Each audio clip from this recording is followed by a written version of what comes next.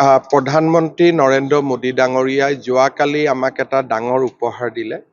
যোৱা ৩-৪টা বছৰ জুৰি আমি কেইটামান ডাঙৰ প্ৰকল্পত কাম কৰি আছিলোঁ। কাজিৰঙাৰ এলিভেটেড কৰিডৰ, গুৱাহাটীৰ ৰিং ৰোড, টানেল, তাৰ লগত এটা প্ৰকল্প আছিল বাইহাটা চাৰিআলিৰ পৰা তেজপুৰলৈ আমাৰ 4 লেনিং।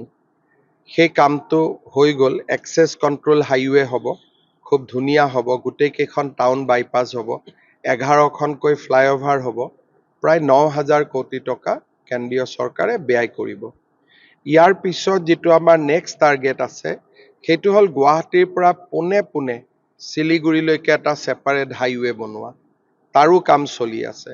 গুৱাহাটী এয়াৰপৰ্টৰ পৰা ৰিং ৰোডলৈ এলিভেটেড কৰিডৰৰ কামো আমাৰ চলি আছে। আৰু সমান্তৰালভাৱে গুৱাহাটীৰ পৰা ডিব্ৰুগড়লৈ আমি কেনেকে আৰু 2 ঘণ্টা কমত পাব পাৰি, তাৰ কাৰণেও আমাৰ কিছু ছাৰ্ভে চলি আছে। গতিকে বহুতবিলাক আছে। এই 5 বছৰত বহুত কাম হ'ব ৰাজ্যত।